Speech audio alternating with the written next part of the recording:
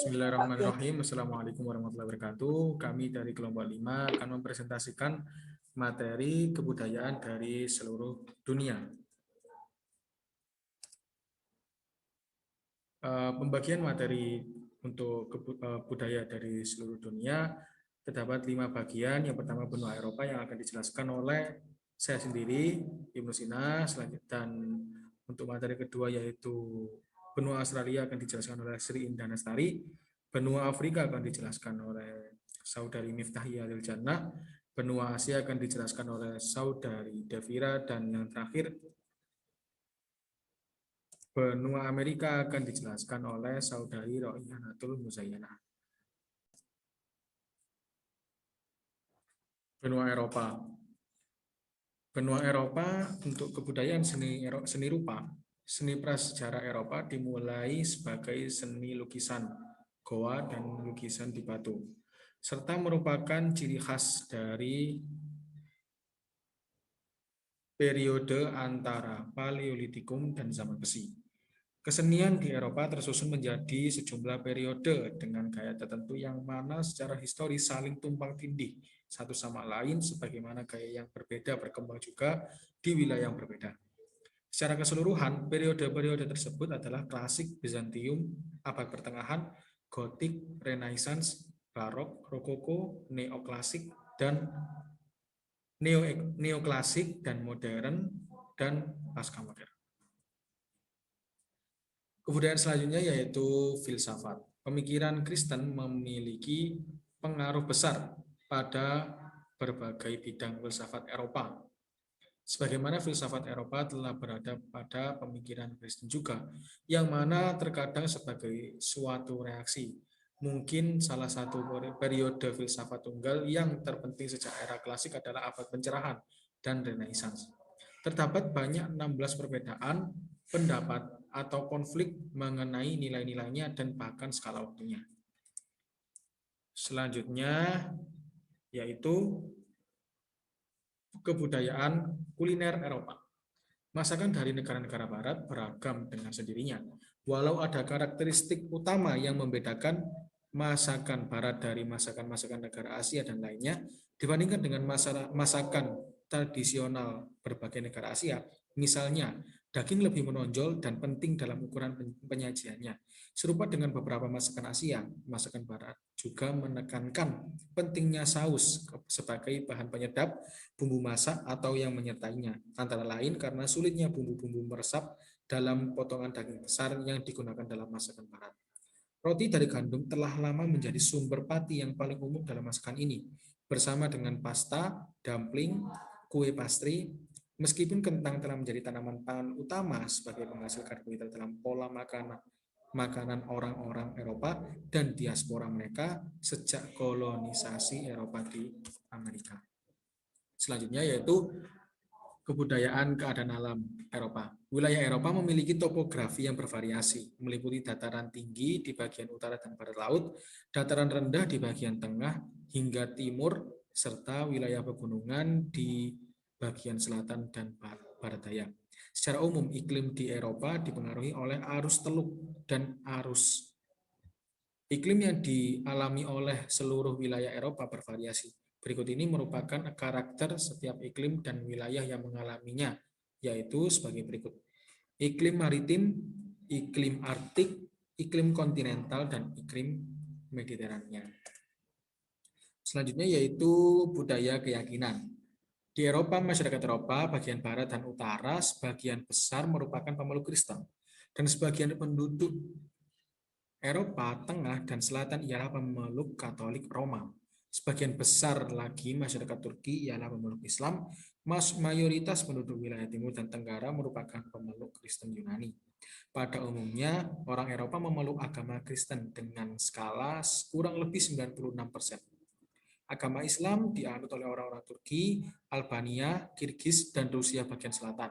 Selain itu, sekitar 0,2% penduduk beragama Yahudi. Selanjutnya yaitu kebudayaan bahasa di Eropa. Di Eropa terdapat lebih dari 60 bahasa dan ratusan dialek yang digunakan. Para ahli mengelompokkan bahasa-bahasa tersebut ke dalam rumpun bahasa sebagai berikut. Pertama yaitu rumpun Indo-Jerman. Di rumpun Indo-Jerman terdapat bahasa Baltik, Slavia, bahasa Jerman, dan bahasa Roman. Rumpun kedua yaitu bahasa Finno-Ugria atau bahasa Ural, yaitu terdapat Finlandia, Estonia, Kartvelia, Laplandia, Hungaria, dan lain-lain. Rumpun kedua yaitu bahasa Albania dan bahasa Yunani. Rumpun keempat yaitu bahasa Kelt, yang terdapat di dalamnya bahasa Galia dan bahasa Britania. Kebudayaan selanjutnya yaitu kebudayaan mata pencaharian. Benua Eropa merupakan benua yang secara umum paling pesat perkembangannya di segala bidang. Benua Eropa memiliki beberapa cabang perekonomian. Yang pertama yaitu pertanian, perikanan, kehutanan, pertambangan, industri, dan perdagangan.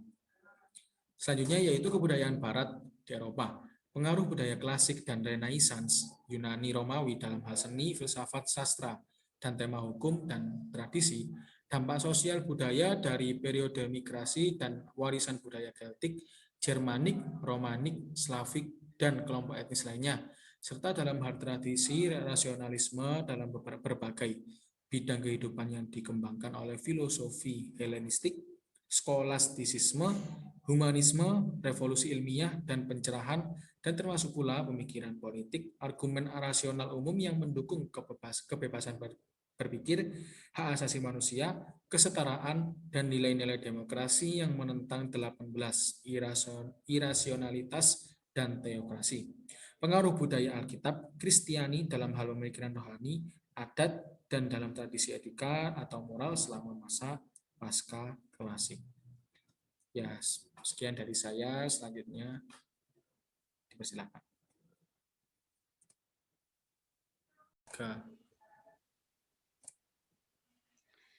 Nah, yang selanjutnya di sini saya akan menjelaskan mengenai benua Asia.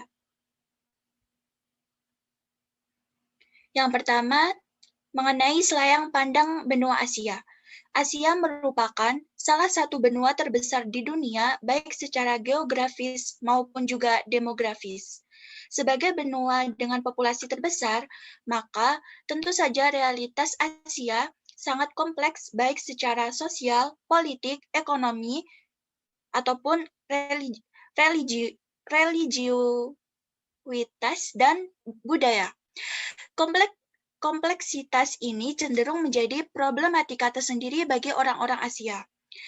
Realitas konteks Asia yang sangat dominan ialah kemajemukan agama-agama, tapi juga kemajemukan budaya, etnis, dan bahasa, serta kemiskinan yang merajalela. Yewango yang mengikuti Piris juga mempertegas hal ini, bahwa kemiskinan dan kemajemukan agama merupakan dua realitas yang dominan di Asia.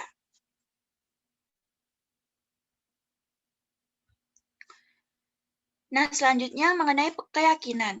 Di Asia tidak hanya hidup agama-agama Abrahamik seperti Islam, kekristenan, dan Yudaisme, melainkan juga agama-agama Asia Timur, yang meliputi Konfusianisme, Shinto, dan Taoisme. Agama-agama India yang meliputi Hindu, Buddha, dan Sikh, Zoroaster, Shamanisme, animisme, dan berbagai tradisi kepercayaan lokal lainnya. Islam merupakan agama terbesar pertama di Asia yang penyebarannya lebih banyak di Asia Selatan dan Asia Tenggara seperti di Indonesia, Pakistan, India, dan Bangladesh, yang merupakan negara-negara dengan populasi penduduk Islam terbanyak di dunia. Jumlah penduduk Asia yang beragama Muslim saat ini telah lebih dari 1 miliar orang, yaitu 22,22% populasi Asia. Agama mayoritas kedua di Asia ialah Hindu, yang juga terbesar di wilayah Asia bagian selatan dan merupakan agama pribumi bagi orang-orang Asia. David Smith mengungkapkan bahwa sebagai agama pribumi, Hindu dilihat sebagai agama tertua di dunia, sehingga ia dijuluki sebagai The Eternal Religion, Sanatana Dharma. Penganut agama Hindu saat ini hampir mencapai angka 1 miliar orang. Dalam Hinduisme sendiri, ada berbagai aliran yang membuatnya dilihat bukan sebagai agama tunggal atau single religion, tetapi agama yang terdiri dari agama-agama, cluster of religions. Selain Islam dan Hindu, Buddha merupakan salah satu agama mayoritas orang-orang Asia, dengan menempati urutan ketiga. Penganut Buddha yang dominan terbesar di wilayah Asia Selatan dan Asia Timur, khususnya di Sri Lanka. Buddhaisme sendiri terdiri dari Mahayana yang meliputi Cina, Korea, Jepang, dan Tibet, dan Theravada yang meliputi di Burma, Laos, Thailand, dan Kamboja. Sementara itu, kekristenan merupakan agama minoritas di Asia. Hanya 4 negara Asia yang populasinya penduduknya didominasi oleh kekristenan, yaitu Siprus dengan kekristenan Ortodoks, Filipina dengan Katolik Roma, Korea Selatan dengan Kristen Protestan, dan Asia Timur. Nah, selanjutnya mengenai pendidikan. Sebagai contoh, ada negara-negara yang pertama yaitu negara Korea Selatan. Seiring dengan pembangunan karakter, Korsel juga menggenjot pendidikan formal bangsanya. Pemerintah mewajibkan semua warga Korsel menempuh pendidikan dasar 12 tahun atau minimal hingga selesai SMA. Hasilnya, Korea Selatan menjadi salah satu negara dengan angka melek huruf tertinggi di dunia. Nah, untuk negara yang kedua yaitu Hong Kong. Di Hong Kong, sistem pendidikannya dibuat kompetitif dan kualitas dari pendidikannya yang baik juga mendorong atmosfer belajar yang tinggi. Sistem pendidikan Hong Kong masih mengadopsi struktur yang dibentuk oleh sistem pendidikan di Inggris. Selain mengutamakan pengetahuan, juga mementingkan pembelajaran keahlian praktik, kemampuan interpersonal, isu-isu sosial dan budaya, serta penerapan pengetahuan pada praktek kerja nyata. Yang ketiga yaitu Jepang. Seperti yang telah diketahui, kurikulum di Jepang memang kerap mengalami perubahan. Namun, perubahan tersebut tentu berdampak pada permintaan kualifikasi dan kompetensi yang semakin tinggi. Dengan melakukan perubahan kurikulum tersebut, maka Jepang mendapatkan kemajuan dari berbagai aspek seperti teknologi, sains, dan ekonomi. Di sisi lain, loyalitas pengajar serta tingginya sikap kedisiplinan siswa yang membuat Jepang memiliki sistem pendidikan terbaik di dunia. Yang keempat, Singapura. Kemajuan pendidikan di Singapura didukung oleh banyak faktor, di antaranya yaitu adanya fasilitas yang memadai. Faktor biaya juga sangat mempengaruhi kualitas pendidikan, karena jika biaya sekolah murah, setiap orang di negara tersebut dapat mengenyam pendidikan dengan mudah. Di Singapura, biaya pendidikan disesuaikan dengan kemampuan rakyat, ditambah lagi dengan beasiswa bagi rakyat yang kurang beruntung. Yang kelima yaitu Taiwan. Perkembangan pendidikan di Taiwan sungguh luar biasa. Negara ini memiliki standar pendidikan tinggi terbaik di negara-negara di Asia Tenggara. Bahkan banyak sekali mahasiswa asing yang menempuh pendidikan bermutu di negeri tersebut. Selain itu, program pertukaran pelajar internasional pun menjadi salah satu program unggulan di semua universitas yang ada di Taiwan. Nah, yang selanjutnya yaitu mengenai bahasa dan budaya di benua Asia. Menurut Dr. Chang Zo-sung, di Asia lebih mengutamakan kepentingan kelompok atau kolektivisme. Dari segi bahasa yang digunakan dalam percakapan sehari-hari, masyarakat di Asia memiliki bahasa yang lebih beragam dari Eropa, yang menjadikan pemahaman tentang bahasa dan budaya antara masyarakat Asia sangat penting untuk dilakukan. Jelasnya, penduduk di benua Asia paling banyak bahasa pengantar percakapannya yakni sebanyak 2.294 bahasa. Nah, untuk kuliner, makanan Asia atau Asian food didefinisikan sebagai sebutan untuk makanan khas negara-negara di benua Asia. Setiap negara-negara yang ada di benua Asia memiliki citra rasa yang berbeda antara satu negara dengan negara lainnya. Beberapa negara di Asia memiliki ciri khas rasa makanan yang hampir sama dan memiliki komposisi makanan yang serupa. Namun, ada pula negara yang memiliki pengaruh kuliner dari benua lain seperti Amerika ataupun Eropa. Dibandingkan dengan makanan Eropa atau Amerika, makanan Asia cenderung lebih kompleks dalam hal rasa dan proses pembuatannya.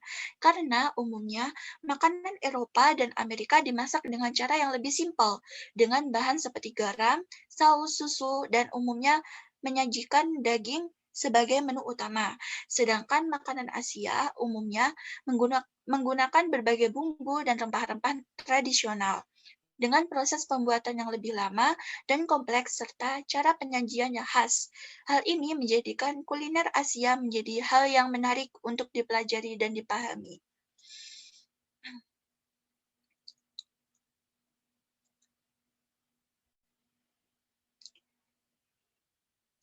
Nah, yang selanjutnya saya akan kembalikan kepada moderator.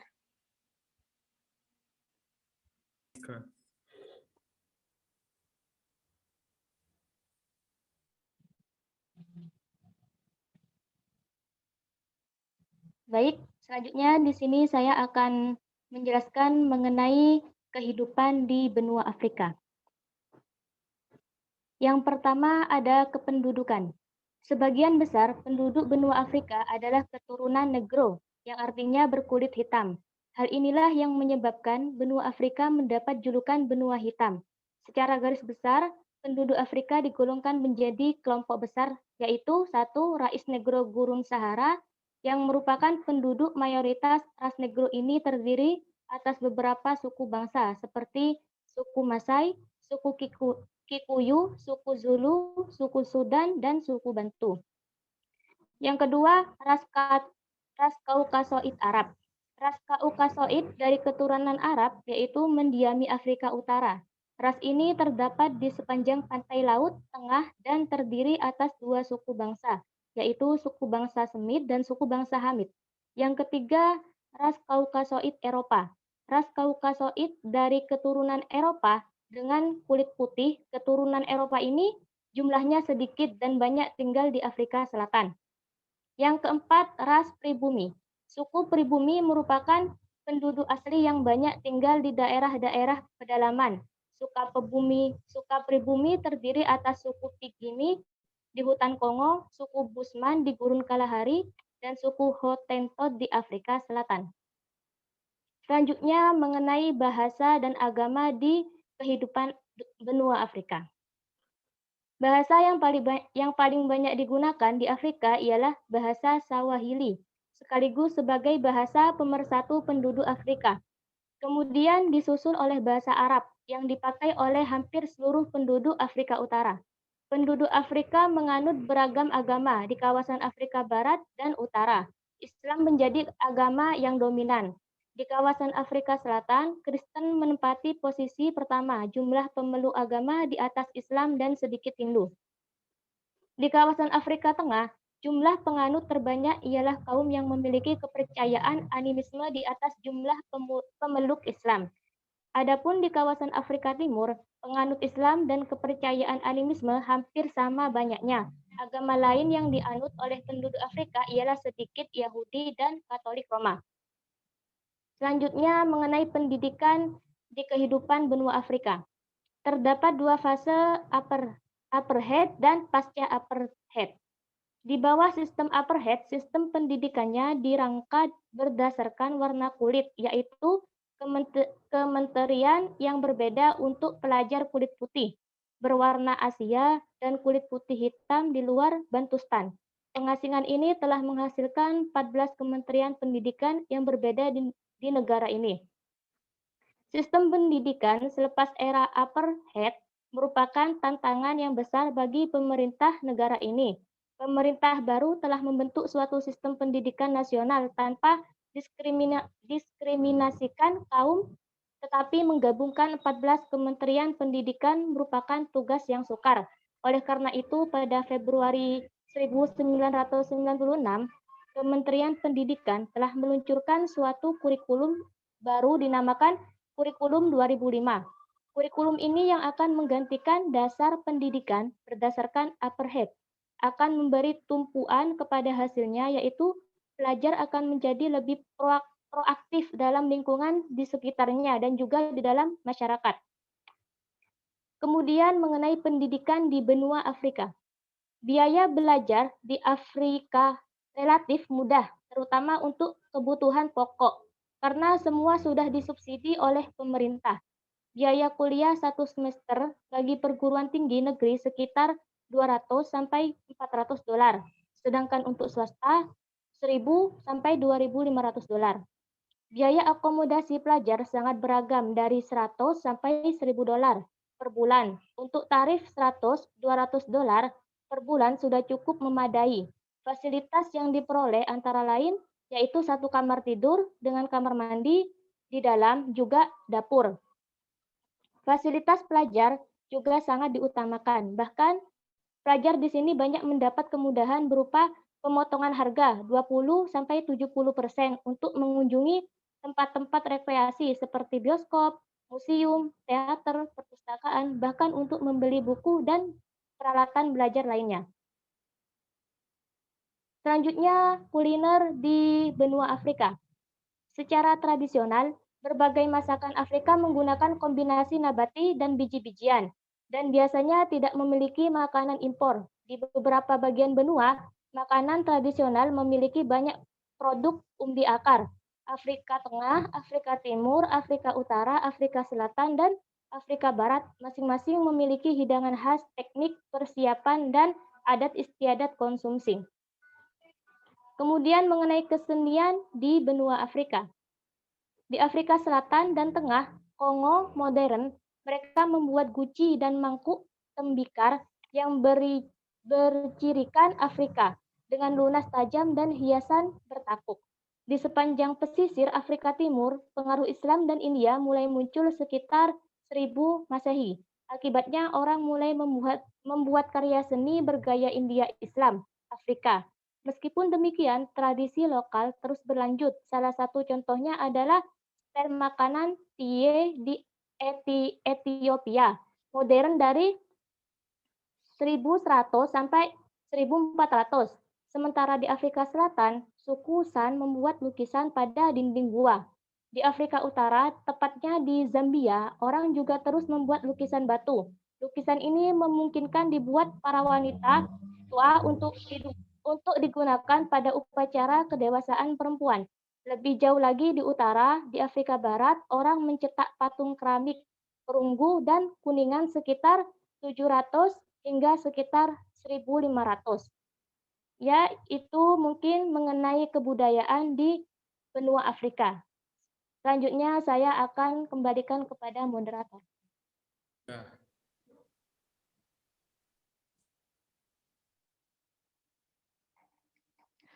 Oke, baiklah. Di sini saya akan menjelaskan dari benua Australia.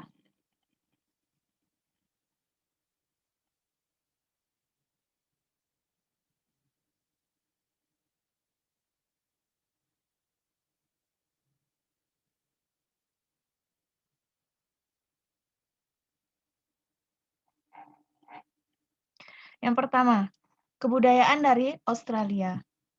Orang-orang Australia berasal dari 100 lebih negara yang berbeda-beda. Ada banyak bangsa dan kebudayaan di Australia. Orang-orang aborigin telah hidup di Australia selama lebih dari 50.000 tahun. Orang Inggris memutuskan untuk menetap di Australia sejak lebih dari 200 tahun yang lalu. Meskipun orang Australia berlainan asal-usulnya, mereka hidup damai antara yang satu dan yang lain. Ada toleransi terhadap kebudayaan dan bangsa yang berlainan.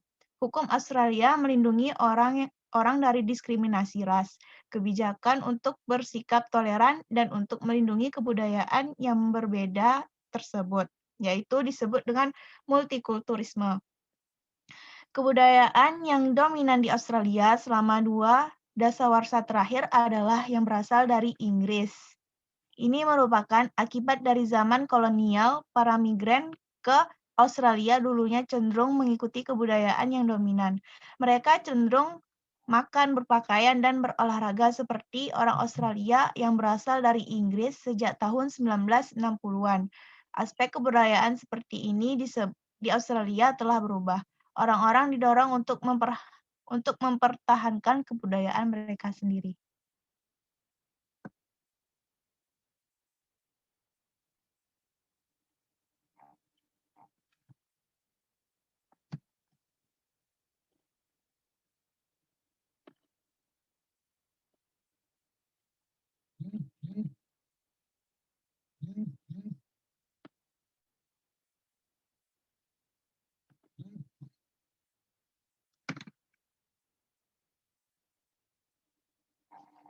Oke, selanjutnya, agama Australia. Ada banyak agama di Australia. Kebanyakan orang Australia beragama Kristen. Ada beberapa aliran kelompok Kristen. Agama Kristen, yang pertama agama Kristen Anglikan, yaitu merupakan agama yang dominan. Sekarang kelompok yang terbesar adalah kelompok beragama Katolik dengan 4,6 juta pemeluk. Di antara orang-orang Australia yang berasal dari Yunani dan Eropa Timur, dijumpai juga aliran Kristen Ortodoks. Di Australia juga ada sejumlah kecil penduduk yang memeluk agama Yahudi. Orang berimigrasi ke Australia dengan alasan-alasan yang berbeda.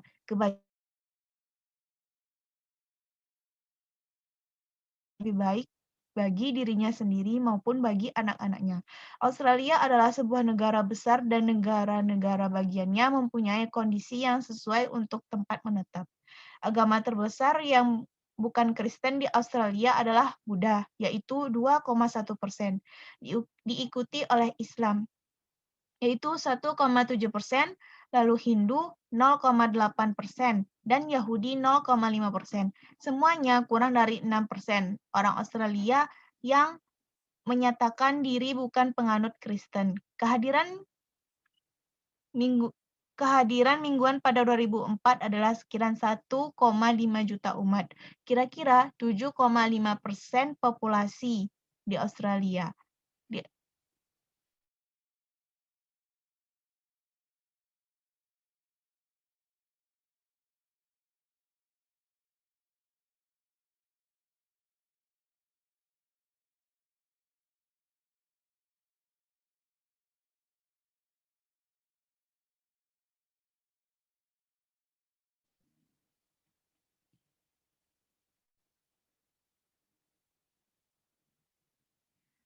Selanjutnya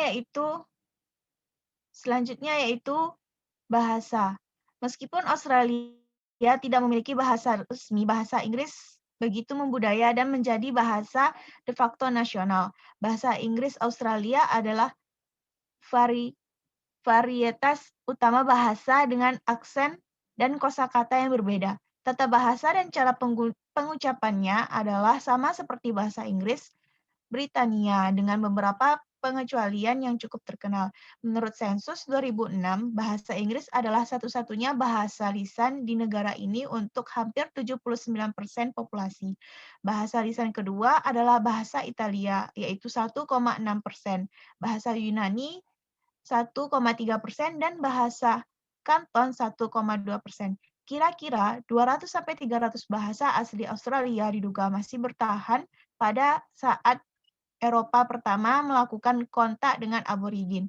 Kini hanya 70 bahasa yang masih lestari. Sebagian besar darinya hanya dituturkan oleh orang tua. Hanya 18 bahasa asli Australia yang masih dituturkan oleh semua kelompok umur. Pada sensus 2006, 52.000 orang asli Australia mewakili 12% penduduk asli. Dilaporkan bahwa mereka menggunakan bahasa asli di rumah. Australia memiliki bahasa isyarat yang dikenal sebagai Auslan yang menjadi bahasa utama kira-kira 5.500 tunarungu. Selanjutnya, hubungan negara. Orang aborigin atau penduduk asli telah hidup di Australia selama lebih dari 50.000 tahun. Kebijakan multikulturisme mendorong mereka untuk memelihara kebudayaan mereka. Hubungan dengan Eropa pada abad ke-15, para pelaut mulai menjelajahi negeri-negeri yang jauh. Bangsa Portugis mendirikan daerah-daerah jajahan di Asia Selatan dan Asia Tenggara, yang kemudian diikuti oleh bangsa Inggris, Prancis, dan Belanda. Selanjutnya,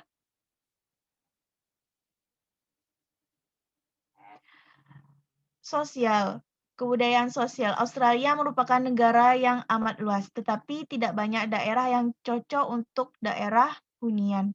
Daerah-daerah yang paling sesuai untuk hunian adalah daerah pantai yang iklimnya nyaman dan curah hujannya cukup.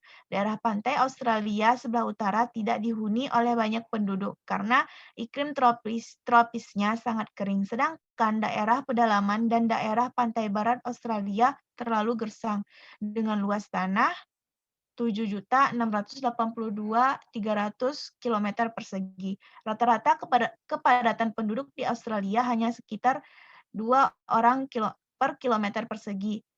Kebanyakan orang Australia, yakni lebih dari 85%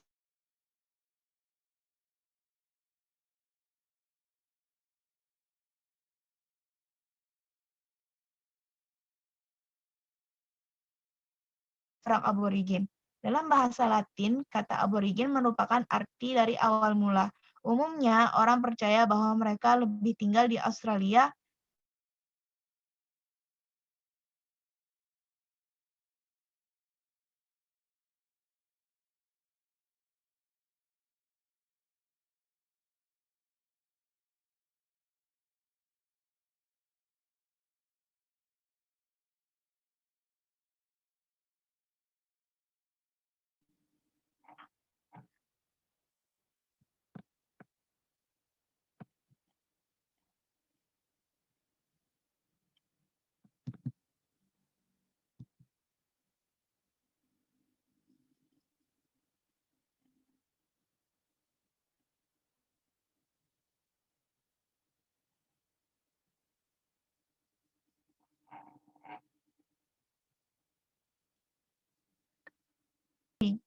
dalam bahasa penduduk asli Australia disebut orang aborigin. Dalam bahasa Latin, kata aborigin mempunyai arti dari awal mula. Umumnya, orang percaya bahwa mereka telah tinggal di Australia setidaknya 60.000 tahun. Saat ini, keberadaan orang aborigin menjadi minoritas karena banyaknya pendatang dari Eropa, Asia, dan lain-lain.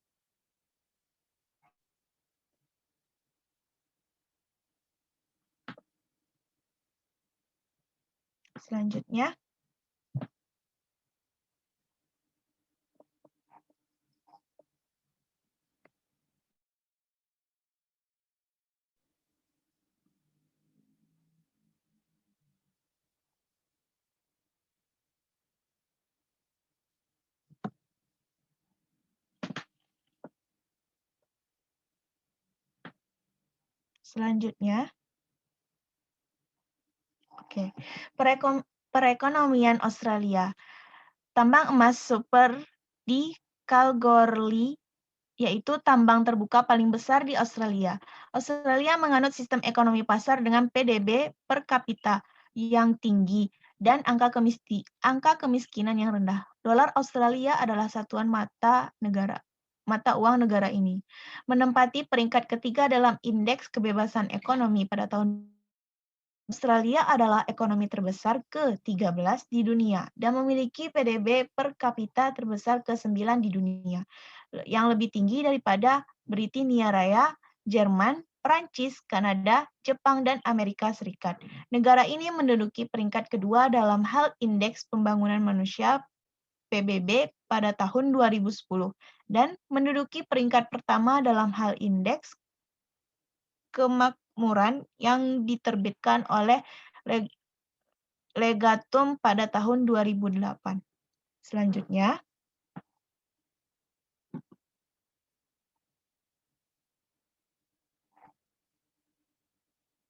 Selanjutnya,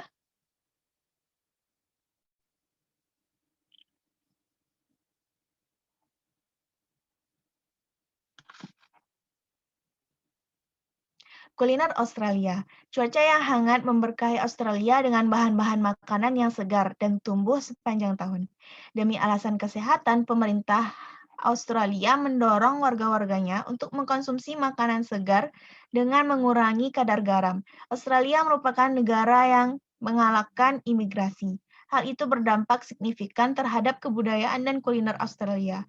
Ada banyak pengaruh Asia dan Mide yang bisa dijumpai di kuliner Australia. Makanan-makanan yang juga populer di Australia adalah masakan Thailand, Cina, Jepang, Vietnam, Perancis, Italia, Yunani, dan Inggris. Makanan khas suku asli Australia dikenal dengan istilah bush food. Kebiasaan ini dipengaruhi oleh para imigran Eropa di tahun 1788.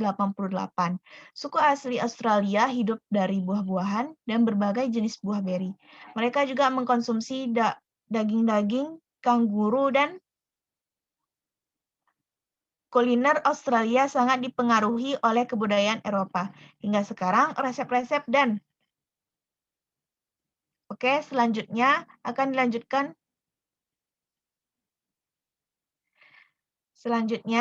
dilanjutkan oleh benua Amerika.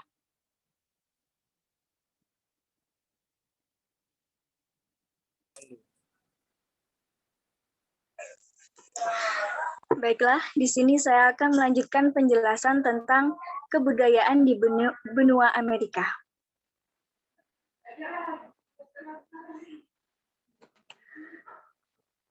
Yang pertama tentang bahasanya. Bahasa Inggris Amerika adalah bahasa nasional de facto. Meskipun tidak ada bahasa resmi di tingkat federal, beberapa hukum seperti hukum naturalisasi AS menstandarkan penggunaan bahasa Inggris sebagai bahasa resmi. Pada tahun 2010, sekitar 230 juta atau 80% dari penduduk yang berusia di atas 5 tahun menuturkan bahasa Inggris sebagai bahasa utama. Bahasa Spanyol dituturkan oleh 12% penduduk. Menjadi bahasa kedua yang paling banyak dituturkan dan diajarkan di Amerika Serikat. Beberapa teritori Amerika masih menggunakan bahasa asli mereka sebagai bahasa resmi. Bersamaan dengan bahasa Inggris, bahasa Samoa dan Chamorro digunakan di Samoa Amerika dan Guam. Bahasa Carolina dan Chamorro diakui sebagai bahasa resmi di Kepulauan Mariana Utara. Sedangkan bahasa Spanyol adalah bahasa resmi di Puerto Rico dan secara umum penuturnya lebih banyak jika dibandingkan dengan penutur bahasa Inggris. Next. Selanjutnya tentang kepercayaan. Protestan adalah denominasi yang penganutnya paling banyak di Amerika. Sekitar 51,3%, sedangkan Katolik Roma adalah denominasi terbesar kedua, yaitu 23,9%. Jumlah penganut agama-agama non-Kristen pada tahun 2007 adalah sebesar 4,7%, mengalami peningkatan dari 3,3% pada tahun 1990. Agama-agama ini diantaranya yaitu Yahudi, Buddha, Islam, Hindu, dan Unitarian Universalisme.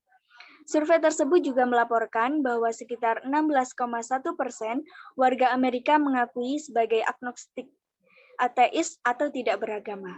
Angka ini naik dari yang sebenarnya, yaitu sebelumnya hanya 8,2% pada tahun 1990. Terdapat juga penganut Bahai, Wicca, Druid, Jain, agama pribumi, humanis, dan komunitas deis. Keraguan mengenai keberadaan Tuhan atau dewa semakin berkembang pesat di kalangan warga Amerika yang berusia di bawah 30 tahun. Hasil jajak pendapat menunjukkan bahwa tingkat kepercayaan warga Amerika terhadap Tuhan menurun secara bertahap dan warga Amerika yang berusia muda juga semakin tidak religius. Next. Selanjutnya tentang gaya berpakaian dan kesenian. Gaya berpakaian beragam berdasarkan status sosial, daerah, pekerjaan, dan cuaca. Jeans, sepatu kets, topi baseball, topi koboi, dan sepatu boots adalah beberapa jenis pakaian yang berkaitan erat dengan orang Amerika. Ralph Lauren, Calvin Klein, Michael Kors, dan Victoria's Secret adalah beberapa merek Amerika yang terkenal. Amerika dikenal luas di dunia sebagai pemimpin di produksi media massa, termasuk televisi dan film. Berdasarkan Departemen Perdagangan Amerika Serikat, negara ini menyumbang sepertiga dari jumlah media dan industri hiburan di dunia. Budaya seni Amerika Serikat melampaui film dan acara televisi. New York adalah rumah bagi Broadway, dan orang Amerika memiliki sejarah teater yang kaya. Seni rakyat Amerika ini adalah gaya artistik, dan mudah dikenali dengan selimut dan barang kerajinan tangan lainnya. Musik Amerika sangat beragam, dengan banyak gaya, termasuk ritme dan blues, jazz, gospel, country, dan western. Selanjutnya.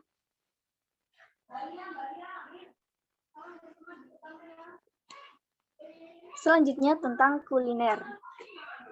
Masakan Amerika dipengaruhi oleh orang-orang Eropa dan Amerika asli dalam sejarah awalnya. Hari ini ada beberapa jumlah makanan yang dikenal berasal dari Amerika, seperti hamburger, hotdog, keripik kentang, makaroni, keju, roti daging, dan lain-lainnya. Istilah apple pie seperti berasal dari Amerika telah memiliki arti sesuatu berasal dari Amerika. Terdapat juga beberapa gaya memasak dan tipe makanan yang identik dengan daerah tertentu. Gaya memasak orang selatan sering disebut makanan kesukaan orang Amerika, dan termasuk makanan seperti ayam goreng, sawi, dan roti jagung. Tex-Mex populer di Texas dan Barat Daya, merupakan perpaduan gaya memasak antara Spanyol dan Meksiko, dan termasuk bahan makanan seperti cabai, burrito, dan cita rasanya bergantung pada keju dan kacang parut. Dendeng, daging kering yang disajikan sebagai makanan ringan, juga makanan yang dibuat di Amerika Serikat berdasarkan NPR. Selanjutnya. Syukron, sekian dari saya kembalikan kepada moderator.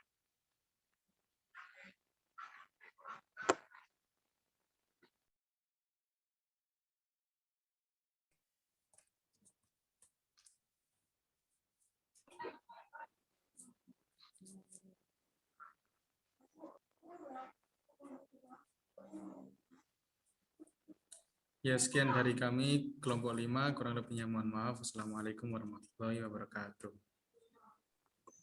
Waalaikumsalam warahmatullahi Waalaikumsalam wabarakatuh. warahmatullahi wabarakatuh.